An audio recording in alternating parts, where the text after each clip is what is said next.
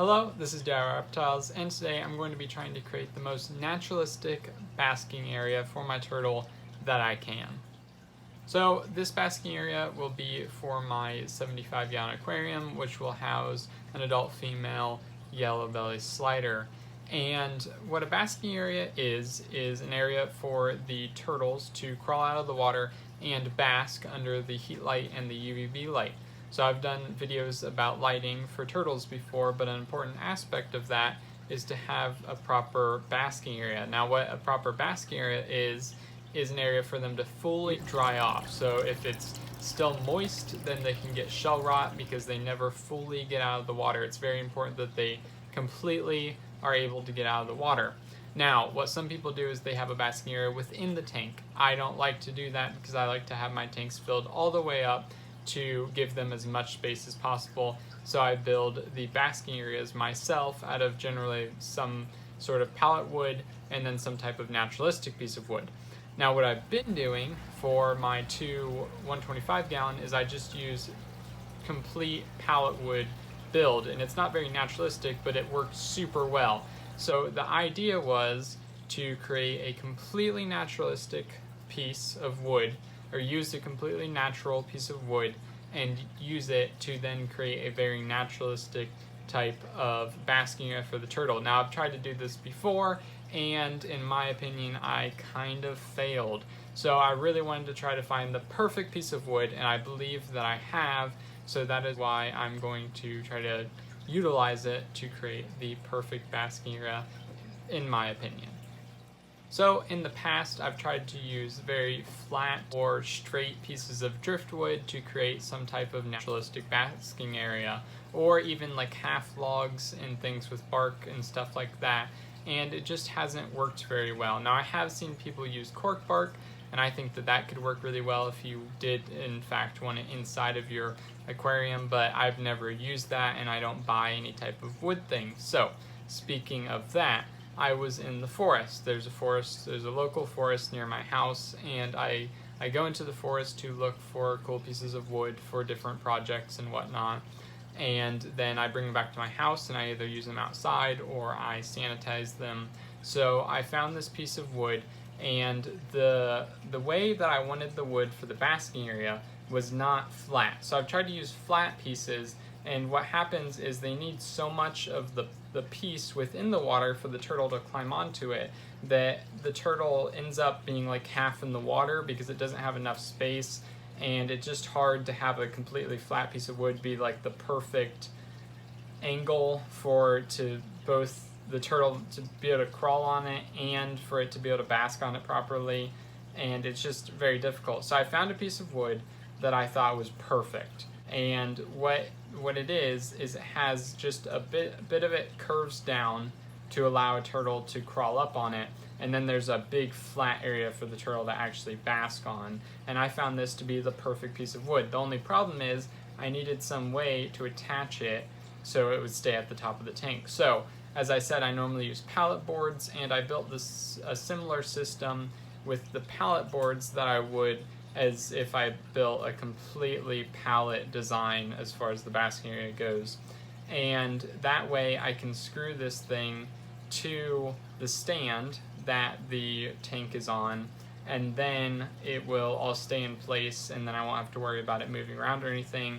And then I also had to adjust for the brace on the tank, so then the piece wouldn't, hit the brace, and then the turtle wouldn't be able to crawl on the brace. So there's a lot of things to take into account here that I tried to meet all of the requirements for the perfect basking area that is also made out of a natural piece of wood. And then I installed the basking area that I built, the both pallet wood and natural wood basking area, onto the 75-gallon tank, and I didn't set up the 75-gallon tank until quite later, and now I will show you that.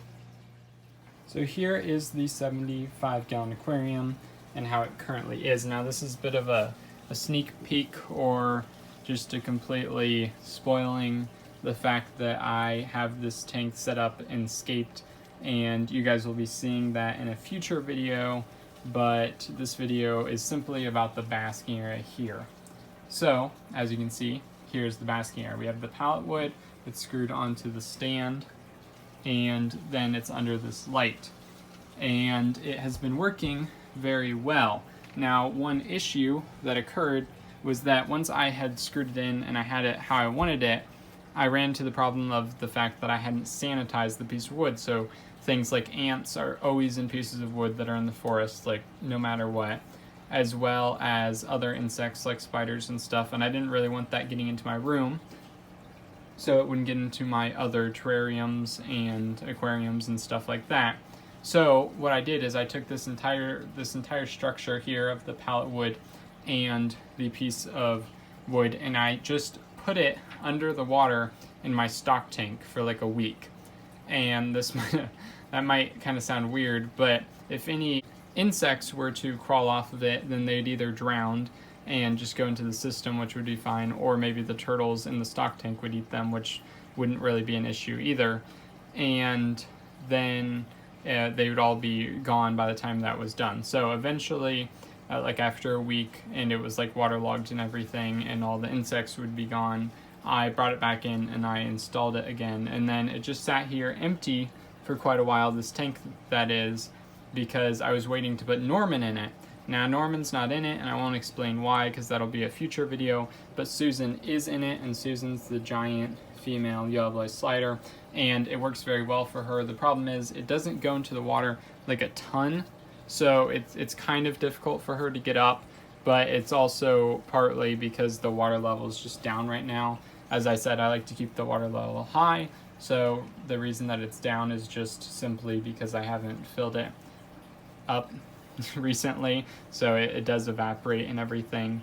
So it has been working very well. As you can see, there's this flat area, which is what I was talking about. It's very needed, completely dry as well, and it it's a little bit, it'd break pretty easily. It's pretty dry and everything, but that's all right because it works well for the turtle, so the turtle can get up there. This bulb right here is UVB, and then the other one is just a LED bulb. And then I don't have a heat light for this turtle right now because everything's kind of still transitioning and everything. So as I said, this I wasn't expecting to have this turtle here and just like a bunch of stuff. So I haven't gotten a heat light on it yet, but I will, and then it'll be doing all well. So this is the perfect basking area. Now, unfortunately, this tank isn't really ideal. Generally, I have one tank that I didn't really plan completely, and it just kind of set up on a whim, and that ended up being this 75-gallon, which is the same thing that happened last year when I brought in all the turtles. But it's just not perfect looking, obviously. So we have this blue background of my wall, which kind of looks really ugly with the rest of this tank. The tank actually looks pretty good. So all the rocks and everything are kind of randomly put around. And then I have this piece, which is actually the old basking area for this tank, like a super long time ago. So I still have that piece, but now it's inside the tank. But it's just not ideal completely, and I'm actually going to rehome Susan at some point if I can find somebody to give her a good home. So it's kind of all the leftover stuff is just kind of thrown into here. So in the future, I would like to produce a very naturalistic basking area that doesn't even look like it's really connected to anything. So kind of like how the pond is. If you haven't watched the pond videos, then I definitely recommend it, because that I make a very naturalistic waterfall outside, and you don't really see any type of transition at all. It's just like everything kind of flows together, like molds together, and it looks very nice. This is very unnaturalistic for the fact that it is the most naturalistic piece of wood. It's like the perfect basking area for a piece of wood, and I really like that, but the problem is it really it doesn't work very well with this tank and everything. So hopefully at some point I'll be able to get this tank how I like it, and I will figure out what that is exactly. So I'm assuming some type of more pallet wood, I think, in the back to kind of block off the blue, because the blue just looks pretty bad. And then I'm honestly not super sure, but this tank it's a work in progress, and I will continue working on it. but for now it has the most naturalistic basking area that I have produced, and I think it looks very good. So as I said, this is all like crazy spoilers right now because you haven't seen any of the turtles be brought inside yet. But while we're here, you can see Susan is begging and she's really good at this. So I'm gonna go ahead and give her some dubia roaches from my colony because I produce so many dubia roaches, it's insane, and she's going to eat them. So I put, oh, there she goes. I put calcium powder on it. So this is another important thing. Now, since I have the UVB light, and that's the 10.0 UVB light, so it goes down into the water and it hits her basking area just right and everything, that provides her with the ability to create vitamin D3 within her body. But she still needs calcium. So calcium also plays a part in that whole system and everything. Without vitamin D3, then her body can't take in calcium or can't process calcium, so it takes it from her bones, and then she would get metabolic bone disease.